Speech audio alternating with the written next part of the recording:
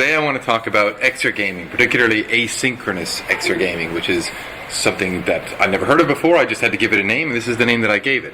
This is work that I did with two students, Jack Tan and Rahul Kumar, who were software engineering students at the University of Auckland, and they did really good stuff, and they wanted me to come and share with you. Well, I'm sure they wanted to come themselves, but it's a long way from New Zealand, so you got to put up with me instead. A year ago, published this, Unified Theory of Digital Games, developed this with a colleague, Kafui Manu. We took, if you're familiar with the literature on game design, we took the Shell's elemental tetrad and the MDA framework and tried to work out the differences between them and smush them together and add in a whole bunch of interesting stuff about narrative. And if you teach game design, this is helpful for teaching. That's what we used it for. But then we thought, well, okay, we got this unified theory, whatever. How do we know if it's good?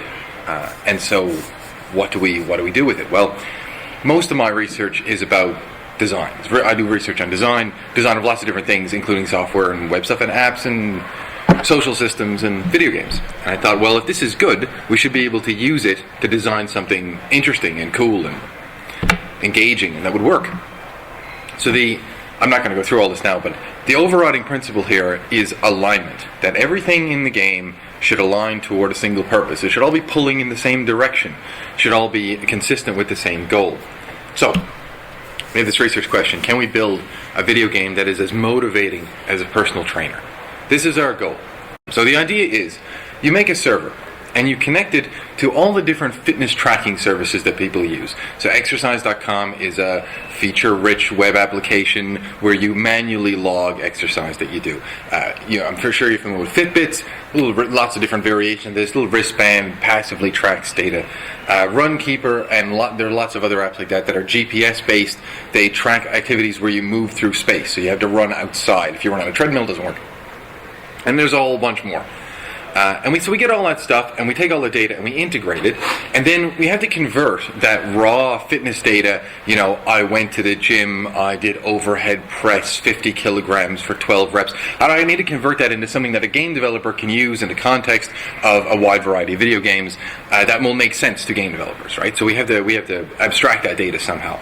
And then we modify popular games to use that data in some sensible way. This is our long-term goal. Right now, we just have a server. We connected to exercise.com, and we modded Skyrim. And you would hope to do more of these in future work. So first, exercise.com. Exercise.com, like I said, manual system for logging data. So why this one as opposed to a Fitbit, which is passive? The problem is that Fitbits aren't very accurate. If your main form of exercise is walking or running, they're not bad. But if you go rock climbing, you might as well be sitting at your desk. They have no idea that you're doing that, right? Some of the more modern fitness bands, like the Microsoft Band and the Jaybird Rain, they're more sophisticated, they seem more sophisticated if you look at the feature list. But if you actually go buy one and wear it for a week, they're supposed to detect when you're sleeping, but they don't. And then they're supposed to measure heart rate variability in the morning, but they haven't detected that you went to sleep, so they won't give you the option. And they're very problematic, right? If you look at competitive athletes, they either have a coach who's writing down every single thing that they do and comparing it against a program usually, or they're writing it all down themselves. And so we want richer data, we want more detailed data, and the way you get that is by getting people to enter it manually. And then we're going to use that data in Skyrim. So if anybody's not familiar with Skyrim, it is a sort of massive open world game. It has a large number of interesting stories. It's got magic and monsters and puzzles. It has dragons, because it's a fantasy game. And it has a strong progression aesthetic. This is really important for our purposes. Skyrim has a character that you improve in lots of different ways, and that is consistent with the self-improvement idea of getting more fit. Skyrim is also probably the most modded game ever. I don't have a reference for that, but if you look at a site like Nexus Mods, Skyrim has 47,000 mods. That's a lot of mods. 47,000 is a whole lot of mods. I don't think there's anything that's got any more. So now, how does this system work, right? So you're a PC gamer. You have installed this big open world game, Skyrim, that's quite old now. It's like 2008. And I probably shouldn't say most, but a lot of people who play Skyrim on the PC now, because it's old, are playing it with a bunch of mods installed that update its graphics and improve its mechanics and allow you to do cool stuff that wasn't in the original game. No. So they're already using a mod manager. A mod manager is it's a software program that loads in modifications to a game and then loads the game with those modifications. So you would go to Nexus Mods, you would go to our Exergaming mod, you would click download, and it will go down to your mod manager and install itself. And then you press go, and off it goes, and the game starts. So when you play the game, there is a menu. Making menus in Skyrim was harder than we thought, but it worked in the end. So there's a menu, and you turn on Exergaming mode, and you put in a username, and it syncs up with the server. Now, you have to have already gone to the server and created an account and linked in your exercise.com account for this to work. If you haven't done that, it gives error messages and tells you what you've done wrong. So you put in your username, and you sync up. Now, in vanilla Skyrim, there are 3 different kinds of progression. So you're a character, they wander around in the world, bash monsters over the head with a club, basically. And there are 3 ways that you get better, powerful, more stronger. One is loot, as in you go find better gear in the world, you equip that gear, armor and weapons and rings and stuff, and that makes you stronger and more able to finish the game. The second thing is skills. Skills are things like, these are magic skills, there's also archery and stealth and one-handed weapons and all that stuff.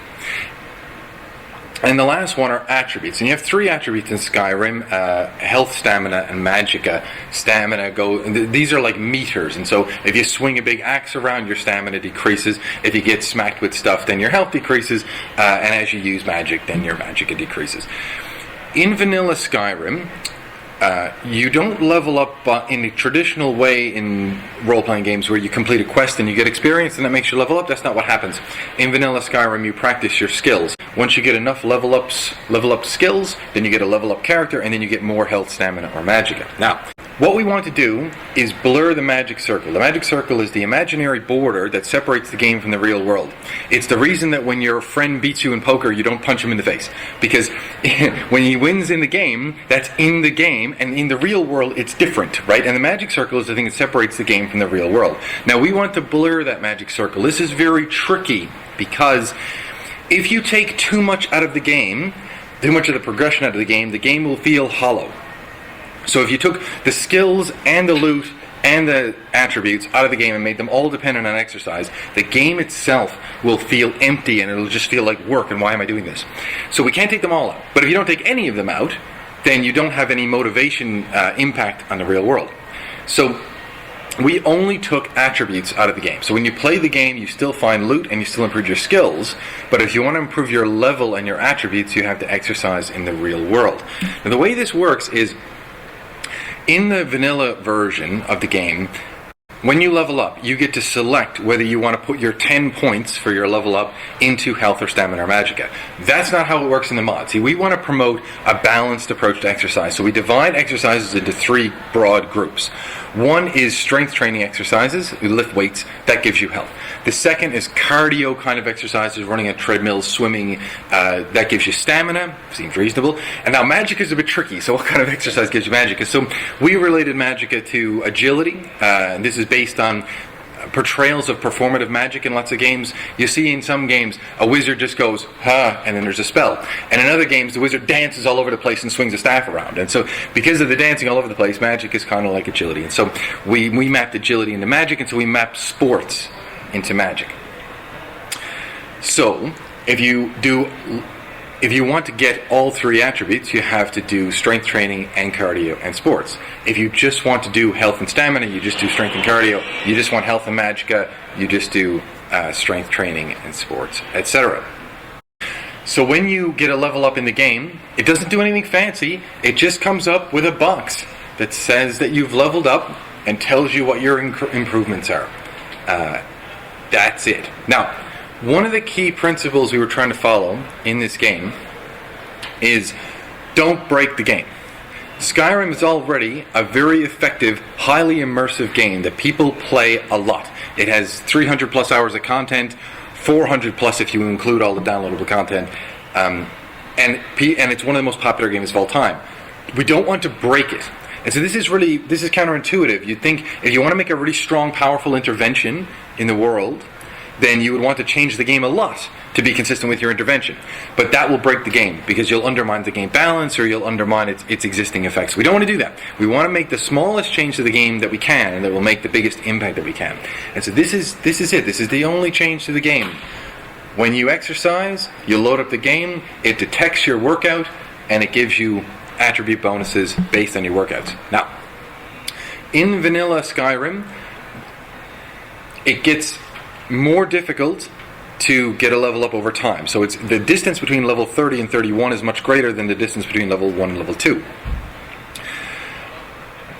When you train in the real world, there's going to be a wide variety of differences between the relative number of hours that you train versus you play the game. So some people are going to play the game for 20 hours a week and train 2 hours a week, and some people are going to train 20 hours a week and play the game for 2 hours a week. And the game still has to work. This represents a very difficult design problem. So what we do is, for the first week that you're playing the game, every workout you log, you just get a level up, and with a ratio breakdown of health, stamina, and magicka based on what you did.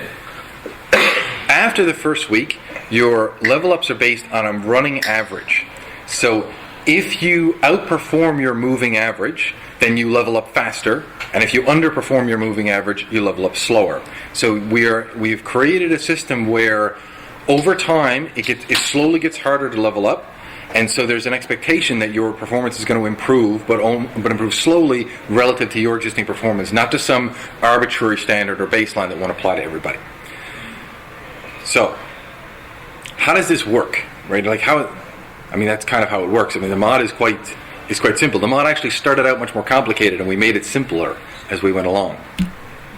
But how does it work psychologically? So what you see 3 problems when you go to the gym and you watch people train and watch it go wrong. The first problem is some people do not establish a positive feedback cycle. So some people, first day off the couch, going to go for a run. I've just started my Couch to 5K program. I go for a run. I haven't done any exercise in my whole life. That first run, I'm going to feel terrible, horrible, awful, right? You're going to feel like death. Now, if you've got some motivation, you might go, right, well, of course, I've never done any exercise. Of course I feel terrible. I'm going to go again. So a couple days later, you go again. You feel a little less terrible. And the third time you feel a little less terrible, you realize you're getting a bit further before you get tired, and you get this positive feedback. I'm getting better. I feel better.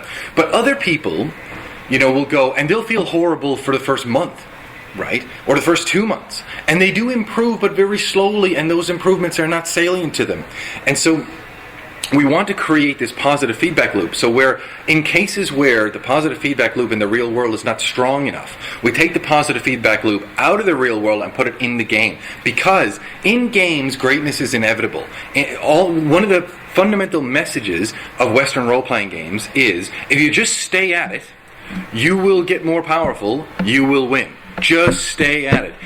Once you get 400 hours in, your character is going to be able to win the game. And we want to get that kind of powerful positive feedback message across to the trainees.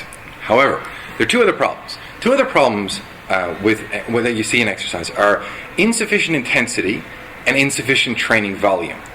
This whole 1 minute workout thing is a scam. That isn't how it works. If you find anybody who, without taking any drugs, is in really good shape, they are not doing the 1 minute workout. If you look at any competitive athletes, any Olympians, right, they're all trained 20, 30 hours a week. You look at professional MMA fighters, 20 to 30 hours a week. Professional grapplers and wrestlers, 20 to 30 hours a week of training. Now that doesn't mean that everybody has to train 20 or 30 hours a week, but volume matters a lot. And so we want to motivate people to do more. Most people don't train enough volume. Second thing is intensity matters a lot. Basically, all of the research on sports sciences says that low-intensity exercise doesn't work. It works a little bit better for men than for women, but even for men, it doesn't really work. If you want to get more fit, you need medium to high-intensity exercise. Now, this brings us to the problem with existing exergames. There are 3 kinds of existing exergames, basically. Exergames, exercise games. Games that encourage you to exercise. The first broad kind of exergames are sofa-based living room games like Wii Fit and Dance Dance Revolution. They are games that you play in your living room. Now, these games have the potential for high immersion, but most of them aren't very immersive. And they don't really have the potential for high intensity. You simply cannot achieve high intensity in your living room. I mean, yeah, you could kill yourself doing burpees for half an hour, but most people are not going to stay at that, right? And most of these games don't really encourage that kind of training. So a little bit of yoga in your living room is good for you, but it is not sufficient intensity to reach most people's fitness goals. And this is why these games are not so effective. The second kind of game are cardio machine games. So the games that are built into cardio machines, like the fish game on the Concept 2 rower. This is a game where you're a little fish and you have to eat the littler fish and not get eaten by the bigger fish by pulling with the right tension on the rower. These games have the potential to be high intensity, but they're not very immersive. Similarly, you have running games and movement games like Zombies Run, where you put them on your phone and you strap your phone to your arm and you go for a run. And you press start, and once you've pressed start, that's it. There's no more buttons. You just run, and the story kind of unfolds in your ear. Again, these games are kind of distracting and good for running because they distract you and keep you from getting bored. But they're not very immersive. Good intensity, because you're out on the street running, but not very immersive. So the purpose of this project is to blend high-intensity exercise and high-immersion gameplay by doing the exercise and the immersion at the different times. And that's why we call it asynchronous exergaming. Thank you very much.